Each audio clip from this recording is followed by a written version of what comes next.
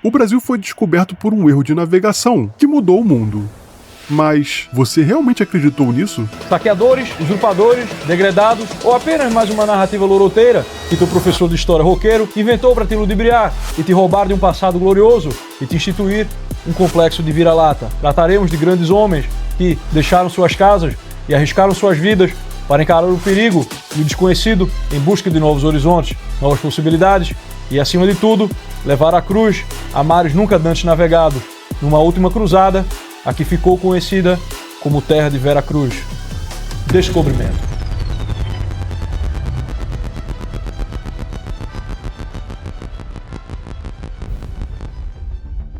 Pedro Álvares Cabral descobriu o Brasil e isso é inquestionável. Tem certeza? Eu acho melhor não.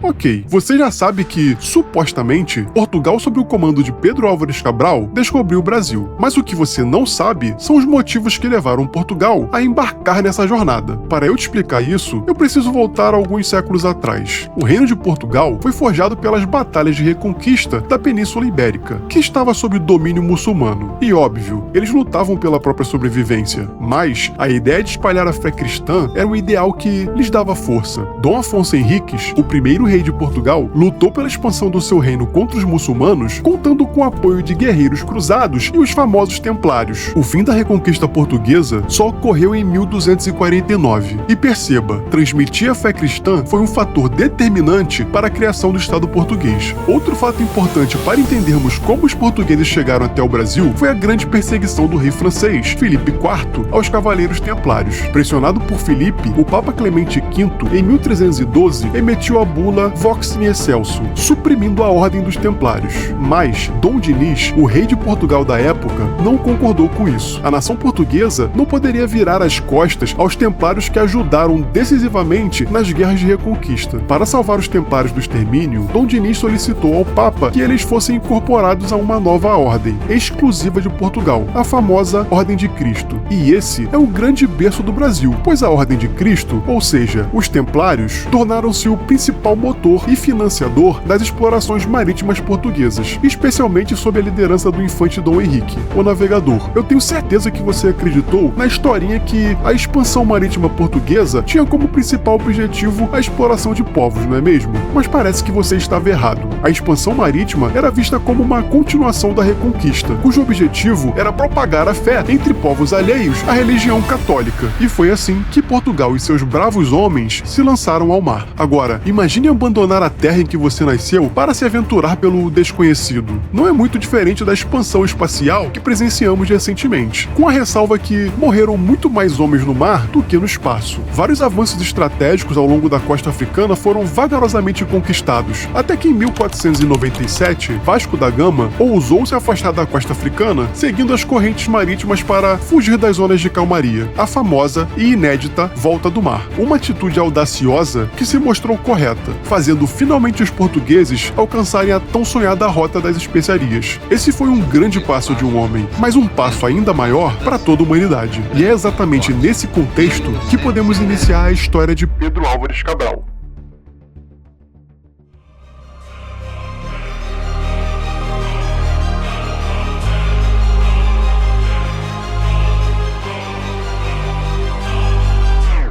A Ordem de Cristo é ou não é herdeira dos Templários? Essa é a polêmica, tá? Sim, não há polêmica. É uma herança. Pedro Álvares Cabral, sendo grão-mestre da Ordem de Cristo, e na missa de despedida da navegação de Portugal, tendo mencionado a missão expedicionária e divina, é consciente que eles estão fazendo as grandes expansões da fé, digamos, que os Templários faziam. E a Carta de Pero Vaz de Caminha não vai estar dizendo assim, ó, caraca, olha só, achei uma caverna cheia de ouro, vamos tomar tudo. Não é isso que ela está dizendo. Achei uma terra com um povo bom e aqui a gente pode evangelizar, cristianizar, etc e tal.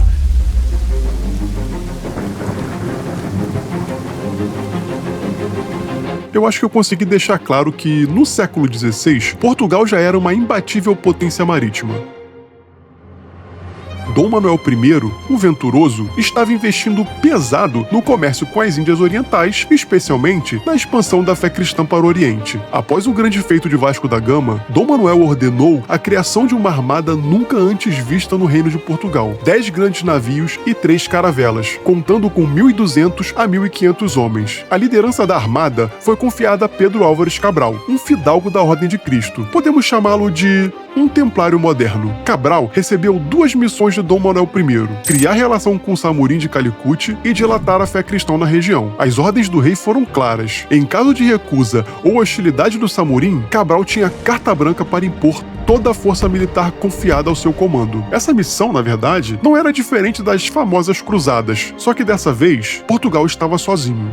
A solenidade da partida demonstra a grandiosidade da missão. No dia 8 de março de 1500, toda a corte e o rei celebraram uma missa. O bispo de Ceuta, Diogo Ortiz, benzeu a bandeira da Ordem de Cristo, que foi entregue pessoalmente pelo rei Dom Manuel I a Cabral. A armada de Cabral despediu-se do rei beijando-lhe a mão, ao som de trombetas e salvas de artilharia. Todos os comandantes assim o fizeram. Sancho de Toar, o imediato de Cabral, Nicolau Coelho, o veterano da viagem de Vasco da Gama, Bartolomeu Dias, o desbravador do Cabo da Boa Esperança, seu irmão Diogo Dias, Simão de Miranda, Nuno Leitão, Pedro de Ataíde, Luís Pires, Vasco de Ataíde e André Gonçalves ou Gaspar de Lemos. Todos eles embarcaram para o desconhecido, mas só conseguiram deixar o Tejo no dia 9 de março de 1500, pois os ventos contrários impediram que o fizessem no dia 8. Mas logo de início, um incidente já mostrava que o Oceano Atlântico era impiedoso. O navio do comandante Vasco de Ataíde foi avariado e teve que retornar a Portugal, um sinal de que, de fato, as águas do mar foram salgadas pelas lágrimas derramadas por Portugal. Ó mar salgado, quanto do teu sal são lágrimas de Portugal. Por te cruzarmos, quantas mães choraram, quantos filhos em vão rezaram, quantas noivas ficaram por casar, para que fosses nosso, ó mar. Valeu a pena? Tudo vale a pena se a alma não é pequena.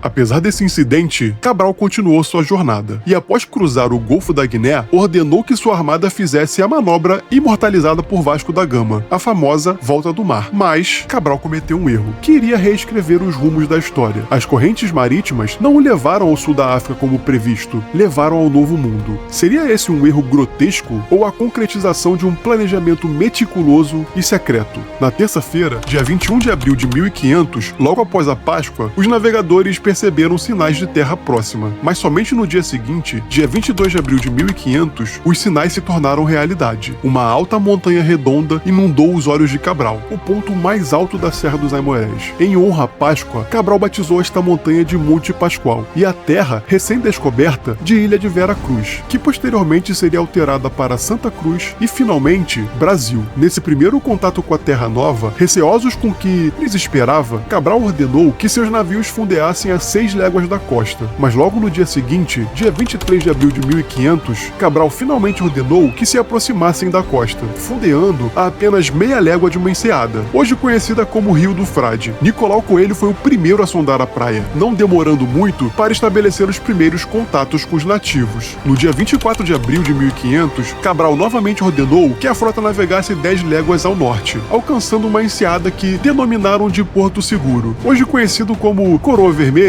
ou Porto de Santa Cruz. E é exatamente neste ponto que Cabral definiu o início do Brasil. Como você foi ensinado a colonização portuguesa do Brasil? Você vê a colonização portuguesa com bons ou maus olhos? Com maus olhos. Os professores vão te mostrando um outro lado, de que realmente foi algo um pouco ruim, né? O jeito que eles invadiram, que eles se aproveitaram um pouco da ingenuidade ali dos povos originários, que eles não acabaram não percebendo de início que eles estavam sendo dominados, né? Só depois, quando realmente começou a violência mesmo, que eles foram perceber, mas aí já era meio tarde.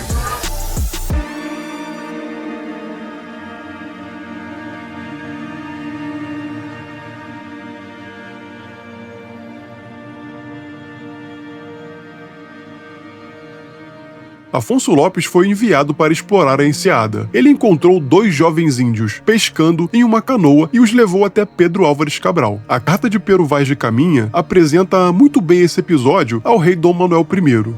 E sendo Afonso Lopes nosso piloto em um daqueles navios pequenos, por mandato do capitão Mor, por ser homem vivo e experto para isso, meteu-se logo no esquife a sondar o porto dentro, e tomou em uma almadia 2 daqueles homens da terra mancebos e de bons corpos. E um destes trazia um arco e 6 ou 7 setas. E na praia andavam muitos com seus arcos e setas, e não lhes aproveitaram. Trouxe-os logo, já de noite, ao capitão, onde foram recebidos com muito prazer e festa. A feição deles é serem pardos, maneira de vermelhos, de bons rostos e bons narizes, bem feitos. Andavam nus, sem nenhuma cobertura.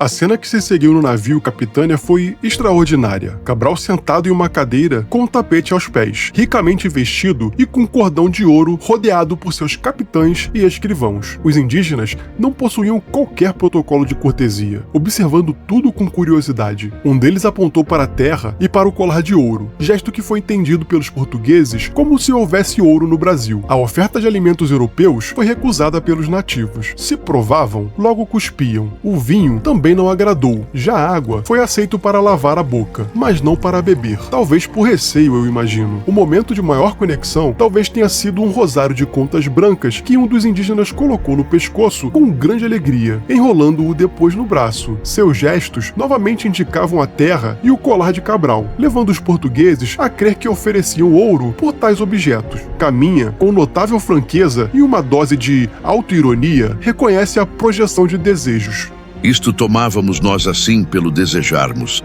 Mas se ele queria dizer que levaria as contas e mais o colar, isto não queríamos nós entender, porque não lhe havíamos de dar.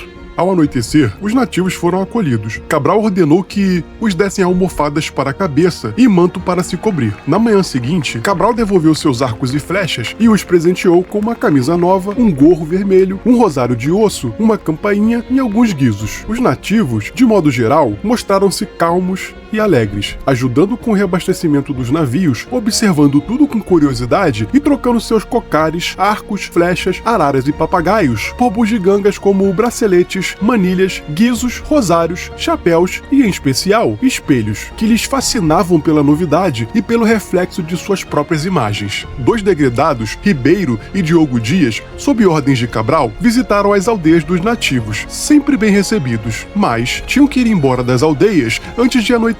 Estariam os indígenas tramando algo ou apenas tomando precauções compreensíveis?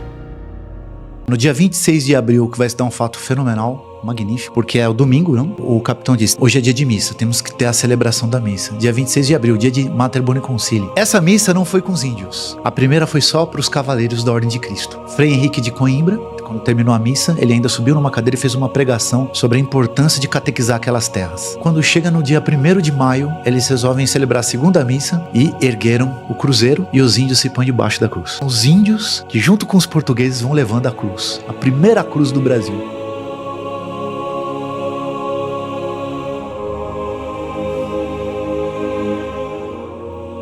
Em 26 de abril, um domingo, Frei Henrique de Coimbra celebrou a primeira missa no Brasil, em uma pequena ilha, hoje conhecida como Coroa Vermelha. Apenas 4 dias depois, em 1º de maio, outra missa foi celebrada, desta vez ao pé de uma grande cruz, adornada com a esfera milar de Dom Manuel I e erguida no continente. Estes atos litúrgicos não eram apenas a celebração de fé, mas uma formalização da posse do Brasil, em nome de Deus e do rei de Portugal. Cabral ordenou que um dos seus navios retornassem a Portugal para levar a notícia do descobrimento ao rei. Ordenou que 2 degredados, Ribeiro e Diogo Dias, permanecessem no Brasil, juntamente com 2 grumetes que haviam desaparecido após fugirem em um dos barcos. Após todas essas importantes decisões, Cabral zarpou da Nova Terra em 2 de maio de 1500, a caminho do seu destino original, a Índia. Mas o que Cabral ainda não sabia é que essa viagem ainda reservava grandes provações. Na altura do Cabo da Boa Esperança, uma tempestade resultou na perda de 4 embarcações, entre elas a do famoso Bartolomeu Dias, o mesmo que, ironicamente, anos antes havia aberto o caminho marítimo para a Índia. Camões imortalizou este evento em Os Lusíadas. E da primeira armada que passagem fizer, por estas ondas insofridas, eu farei de improviso tal castigo, que seja mor o dano que o perigo. Aqui espero tomar, se não me engano, de quem me descobriu suma vingança. Como eu disse, as grandes navegações portuguesas foram tão heróicas e perigosas quanto a moderna corrida espacial. Com uma única ressalva: morreram mais portugueses no mar do que americanos e russos no espaço. Então por que não exaltamos esses bravos desbravadores do desconhecido cujo sacrifício e morte deram vida ao Brasil? Portugal, numa missão secreta, Duarte Pacheco teria realmente confirmado, teria chegado então ao litoral norte do Brasil ainda em 1498, portanto 2 anos antes da expedição do Cabral. Já se sabia da existência do que viria a ser o Brasil. Você é capaz de afirmar com certeza que Portugal não sabia da existência do Brasil antes da viagem de Cabral? Bom, para isso, eu preciso te contar sobre a lenda de São Brandão. São Brandão supostamente cruzou o Oceano Atlântico no século VI, em busca da Terra Prometida dos Santos. Ao encontrar essa Terra Prometida, São Brandão a batizou de High Brazil. Oi? Brasil no século VI? Pois é, poderia a lenda de São Brandão ser tão verdade que fez Portugal ter a certeza da existência do Brasil? A minha pergunta a você por que não? Outro ponto interessante da história é que os espanhóis chegaram ao Brasil antes dos portugueses. Alonso de Ojeda chegou ao Brasil em 1499. Vicente Yanes Pinzon veio ao Brasil em janeiro de 1500, assim como Diogo de Lepe. E isso é surpreendente. Antes de Cabral, pelo menos 3 missões espanholas já haviam desembarcado no Brasil. Você sabia disso? Será realmente que Portugal, com sua grande rede de espiões, também não sabia dessas informações e resolveu apressar a partida de Cabral para finalmente tomar posse de suas terras delimitadas pelo Tratado de Tordesilhas? E o Tratado de Tordesilhas é outro acontecimento sombrio. Por que o rei de Portugal brigou para que a linha fosse traçada mais a oeste do que a original, se supostamente o paralelo que dividia o mundo em dois estava localizado em uma região que, teoricamente, Portugal não conhecia? É muita coincidência que, ao mudar o paralelo de posição, ele passou a englobar exatamente o que chamamos hoje de Brasil, não acham? Isso me soa muito mais como uma mudança estratégica planejada do que uma sorte que veio ao acaso. Eu não sei vocês. Existem muitas variáveis que me fazem crer que Portugal já sabia da existência do Brasil, mas isso não diminui o feito de Cabral, não acham? E por falar nisso, qual foi o destino de Cabral?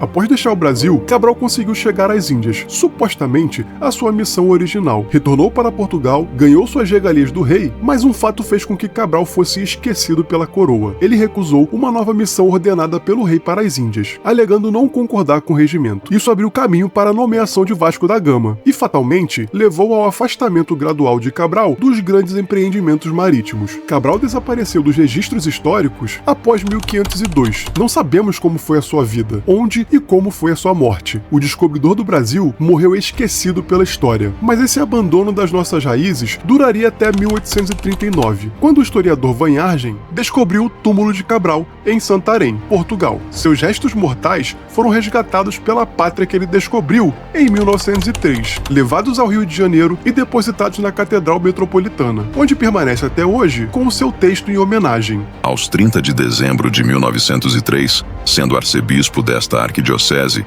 Joaquim Arcoverde de Albuquerque Cavalcante, foi aqui depositada uma urna dupla de chumbo e madeira contendo resíduos mortuários de Pedro Álvares Cabral, descobridor do Brasil, extraídos de sua sepultura na igreja de Nossa Senhora da Graça de Santarém, em Portugal, onde desde o ano de 1529 achava-se em jazigo de família, trazidos e doados a esta catedral pelo Dr. Alberto de Carvalho. E assim, a saga de Pedro Álvares Cabral, iniciada com a grandiosa partida de Lisboa e marcada pela descoberta de uma nova terra no Atlântico, culminou não com glória contínua e reconhecimento em vida, mas com um retorno silencioso à pátria, descansando finalmente na nação que ele, por intenção ou ao acaso, ajudou a fundar. É dessa maneira que começamos a nossa jornada pela história do Brasil. Eu sou Pedro e essas foram as minhas palavras que permanecem aqui gravadas eternamente na história. Mas eu continuo com uma dúvida. O que aconteceu com Brasil nos primeiros anos após a partida de Cabral? É melhor você descobrir comigo. Professora, me desculpe. desculpe, mas eu vou falar. Esse ano na escola as coisas vão mudar. Nada contra ti, não me leve a mal. Quem descobriu o Brasil não foi Cabral. Pedro Álvares Cabral chegou 22 de abril, depois colonizou, chamando de pau-brasil. Ninguém trouxe família, muito menos filho, porque já sabia que ia matar vários índios. 13 caravelas, trouxe muita morte. 1 milhão de índios morram de tuberculose. Falando do sofrimento dos tupis e guaranis. Lembra do guerreiro que não sofreu.